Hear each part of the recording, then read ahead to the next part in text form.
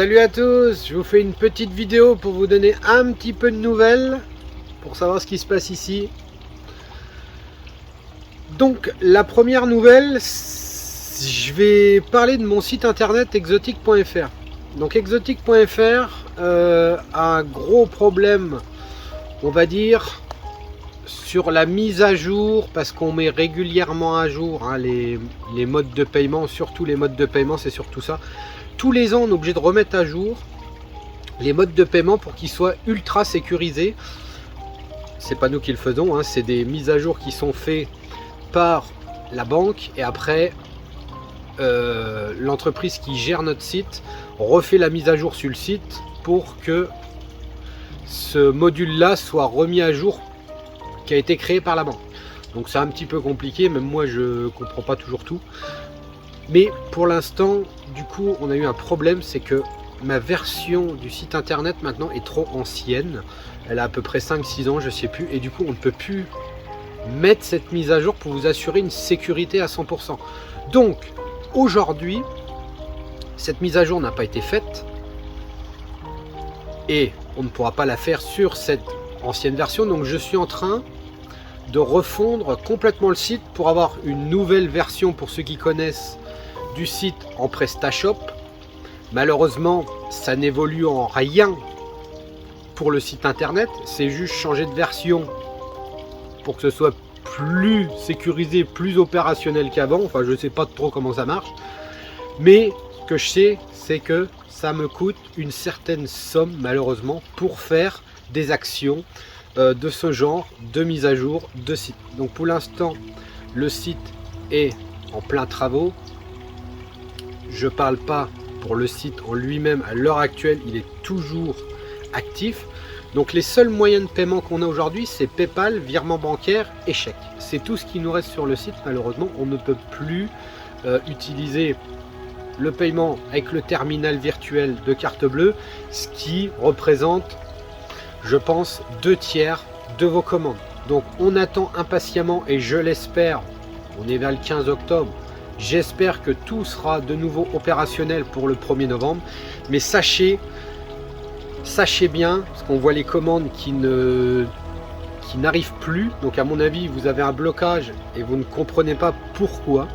Donc en voilà la raison aujourd'hui de ce problème pour le paiement.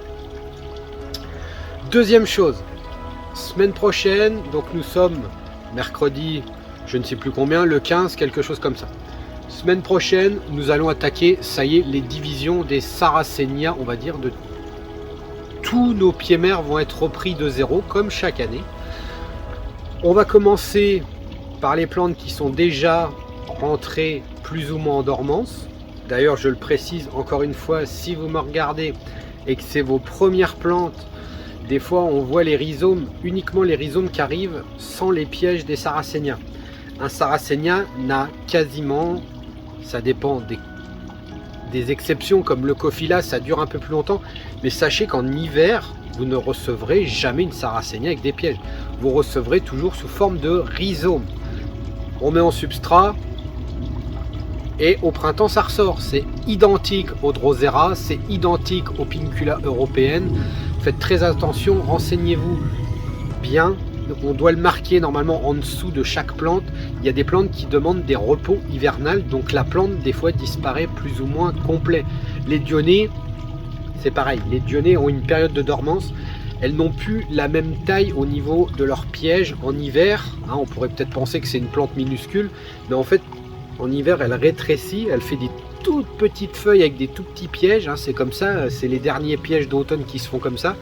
Et après à l'automne, vous allez voir, ça va exploser. Ça se trouve, elle va faire 3-4 fois la taille que la plante qui a été expédiée. Mais ce n'est pas parce qu'elle grossit, c'est parce que elles sont vraiment en dormance, et donc elles réduisent au maximum leur feuillage. Donc comme je disais, toutes les Sarracenia vont être revues de zéro. On a commencé certaines plantes que j'ai fait en vente flash sur Facebook. Mais là, on va reprendre Flava, Oreophylla, hein, les premières qui sont en dormance. Et chaque jour, à la fin de la journée, je refais un bilan et normalement c'est remis sur le site. Chaque jour, on remet ce qu'on a fait en division sur la journée et qui est vendable sur des tailles correctes. Je reprécise aussi une chose, je reçois des messages en ce moment. Il y a des fois, c'est en ce moment, on en reçoit plusieurs en même temps, alors que le reste de l'année, on va peut-être pas forcément nous demander. Un Sarracenia, la taille d'un Sarracenia. Donc nous, les tailles de Sarracenia, bien souvent, c'est une plante, si on parle vraiment de taille, on va dire classique universelle, on vous enverra jamais une taille en dessous de taille M. Donc, si je précise bien, parce que les histoires de taille, moi je suis pas pour les histoires de taille. Un rhizome de Sarracenia, une Sarracenia rubra, une Sarracenia flava, dans les plus géantes, par exemple les Rughelli, vous pourrez avoir un rubra taille adulte, un Rughelli taille médium. En fait, les rhizomes vont être de la même taille. Les rhizomes vont être de la même taille. Donc on ne peut pas comparer la taille d'un rhizome. Les rubras font des tout petits rhizomes, vraiment petits. Hein. Ça, même adulte, je suis pas sûr qu'au niveau de diamètre, ça dépasse mon doigt. Les flavas, ça peut vous faire des gros diamètres. Donc moi, j'aime bien parler dans taille Sarracenia. Quand je vous dis un taille M, minimum. Quand une plante est expédiée d'ici, théoriquement, si on vous l'expédie en hiver, théoriquement au printemps, elle doit lancer une fleur. Vous avez une taille, on va dire, en parlant toujours dans les tailles, taille L. Pour moi, une taille L, c'est une plante qui a déjà fleuri. Et après, si on tape dans du XL, pour moi, de mon point de vue, c'est des plantes qui ont plusieurs points de pouce. Donc, il faut faire bien attention à ça avec les tailles, hein, les tailles des plantes. On me le demande encore, j'ai reçu 2-3 messages la semaine dernière pour savoir la taille des urnes. Si vous commandez un rubra, et quand je demande de me préciser, on me dit un Sarracenia. Voilà la réponse que j'ai. Donc, c'est pas un reproche. Mais je vais vous expliquer en vidéo. Si vous commandez un rubra taille adulte va faire maximum 30 cm. Un flava dans les Rughelli, par exemple, les plus gros, la plante peut faire 1 mètre de haut. Donc ce n'est pas du tout comparable. Ce n'est pas du tout comparable. On ne mesure jamais la taille d'une urne pour parler de la taille d'une plante vendue. Donc normalement, la plupart du temps, la taille minimum qu'on vous expédie, c'est une plante adulte qui va fleurir minimum au printemps, si ce n'est qu'elle a déjà fleuri. Donc comme je le disais, vous voyez derrière, il y a tous les locaux là qui refont des pièges en ce moment. Donc ça, c'est notre théorie. Ça, jamais de division à cette époque de l'année. Ça, on n'y touche pas. Ça, on n'y touche pas. Ça a besoin de ces pièges. Ça a besoin de les remplir d'insectes. Ça a besoin de tout ça pour faire ses réserves. Les leucophylla sont tellement affreux pendant la période estivale qu'elles ne captent quasiment pas de nutriments. Là, c'est des gros pièges. Ça va se remplir, ça va se gaver. On va être obligé d'attendre que le piège se nécrose sur la totalité pour enfin les diviser. Parce que quand une plante commence à sécher du haut du capuchon, elle continue sa digestion. Ça, faut bien s'en rappeler. Mais ça, c'est hors de question de toucher ça à cette époque. Si on vous divise ça aujourd'hui, la plante va flétrir, c'est un automatique. Dès qu'elle est séparée de la souche principale, les urnes vont sécher. Déjà, même le moindre coup de soleil, là, vous le voyez flétrir tout de suite. Les urnes vont tomber par terre, vont se plier en deux et tout ça. Là, déjà, on sent qu'il y a un problème. Donc, si vous ratez son apport de nutriments de l'année, la plante l'année prochaine va être vilaine. Mais vilaine toute l'année. Elle va mettre presque 2 ans à se remettre d'une division qui a été faite trop tôt. Donc, je parle bien des leucophylla. On a les alatas qui sont à côté, c'est pareil. Ça refait un peu de piège, mais ça fait du piège même au printemps. Donc ça, à la rigueur, on peut les toucher parce que ça, effectivement, ça s'est déjà gavé au printemps. Et puis après, nous avons différentes plantes. Alors les différentes plantes, on le voit, hein, dès que ça fait des pièges secs et que ça n'en fait pas des nouveaux, on n'y touche pas. On les divise, pardon. Si ça fait de la phylode, on peut diviser. La phylode ne flétrira jamais à la division. Elle restera constamment là. C'est un captage de lumière pour eux. Donc voilà ce que je peux vous dire. Même sur les Sarracenia, je pourrais presque redire un mot, hein, si on prend les Leucophylla, surtout dans les variétés Alba, en général, quand on reçoit une plante en hiver, voilà, ça va être une plante qui va être pas totalement blanche, du coup elle va être nervurée, hein, quand elle a été touchée la première année. On dit toujours que les Albas, il faut quand même la première année, le temps qu'elle s'installe, et après il faut quand même l'année d'après pour qu'elle soit au top, qu'elle soit bien ancrée au sol, et c'est là qu'elle va avoir des pièges vraiment exceptionnels, bien blancs. Mais des fois, vous avez des années qui sont pas belles, comme cette année. En plus de ça, c'est vraiment une année, je crois que c'est la plus catastrophique que j'ai connue au niveau météo.